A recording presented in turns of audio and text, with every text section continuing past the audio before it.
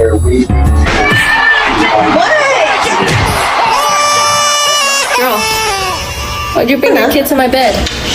Do you think I have bad taste in men? Hello!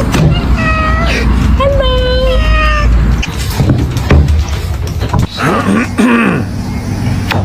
Oh, no.